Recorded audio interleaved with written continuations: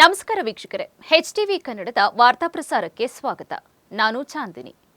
ಶಿಕ್ಷಣದಿಂದ ಮೌಢ್ಯಾಚರಣ ನಿರ್ಮೂಲನೆ ಸಾಧ್ಯ. ನ್ಯಾಯಾಧೀಶರಾದಂತಹ GK ದಾಕ್ಷಾಯಿಣಿ ಕರೆ.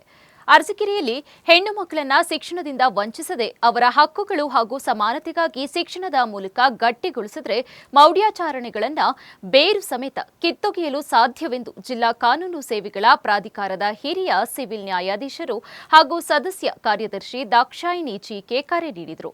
ಜಿಲ್ಲಾ ಕಾನೂನು ಸೇವೆಗಳ ಪ್ರಾಧಿಕಾರದ ತಾಲೂಕು ಕಾನೂನು ಸೇವಾ ಸಮಿತಿ ಅರಸೀಕೆರೆ ಹಾಗೂ ವಿವಿಧ ಇಲಾಖೆಗಳ ಸಂಯುಕ್ತಾಶ್ರಯದಲ್ಲಿ ಗಂಡಸಿ ಹೋಬಳಿಯ ಚೀಲನಹಳ್ಳಿ ಗೊಲ್ಲರಹಟ್ಟಿಯಲ್ಲಿ ಮುಟ್ಟಿನ ಸಮಯ ಮತ್ತು ಹೆರಿಗೆಯ ನಂತರ ಮಹಿಳೆಯರನ್ನ ಊರಿನಿಂದ ಹೊರಗಿಡುವ ಅನಿಷ್ಟಾಚರಣೆ ನಿಷೇಧ ಕುರಿತು ಆಯೋಜಿಸಿದ್ದ ಜಾಗೃತಿ ಕಾರ್ಯಕ್ರಮವನ್ನು ಉದ್ಘಾಟಿಸಿ ಮಾತನಾಡಿದರು.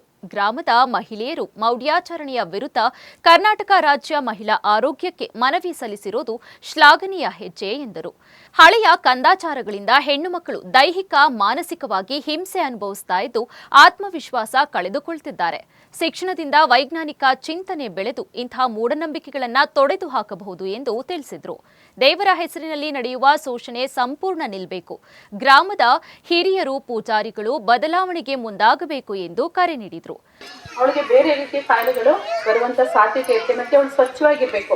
ಹಿಂದಿನ ಕಾಲದಿಂದ ಏನ್ ಬಂದಿದೆ ಅಂದ್ರೆ ಪದ್ಧತಿ 3 ದಿನ 4 ದಿನ 5 ದಿನ ಅವಳು ಒಳಗಡೆ ಹೋಗ್ಬಾರ್ದು ಅಂತ ಮನೆ ಒಳಗಡೆ ಅಡಿಗೆ ಮನೆ ಇಂಥದಕ್ಕೆಲ್ಲ ಒಂದೊಂದ್ ಕಡೆ ಹೋಗಂಗಿಲ್ಲ, ಒಂದೇ ಕಡೆ ಕೂತು ಯಾಕೆ ಮಾಡಿದ್ರು ಅದನ್ನ ಹಿರಿಯರು.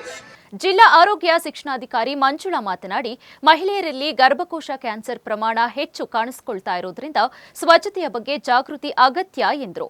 ಗಂಡಸಿ ಠಾಣೆಯ SI ಆರತಿ T ಹೆಣ್ಣು ಮಕ್ಕಳು ಶಿಕ್ಷಣವನ್ನ ಪಡೆದು ಸಂವಿಧಾನಾತ್ಮಕ ಹಕ್ಕುಗಳನ್ನು ಅರಿತು ಸಮಾಜದಲ್ಲಿ ಮುನ್ನಡೆಯಬೇಕು ಎಂದರು. ವಕೀಲ ಸಿದ್ದಮಲ್ಲಪ್ಪ 2009ರಿಂದ ಮೌಢ್ಯಾಚರಣೆಯ ವಿರುದ್ಧ ಹೋರಾಟವನ್ನ ನಡೆಸುವುದಾಗಿ ಹೇಳಿ ಗ್ರಾಮ ಮುಖಂಡರು ಒಮ್ಮತದಿಂದ ಈ ಅನಿಷ್ಟ ಪದ್ಧತಿಯನ್ನ ಸಂಪೂರ್ಣ ನಿಲ್ಲಿಸಲು ಶಪಥ ಮಾಡಿದರು. ಇದಾಗಿತ್ತು ಹೊತ್ತಿನ ವಾರ್ತಾ ಪ್ರಸಾರ. ಮತ್ತೆ ಸಿಗುವ ಮುಂದಿನ ವಾರ್ತಾ ಪ್ರಸಾರದಲ್ಲಿ. ನಮಸ್ಕಾರ.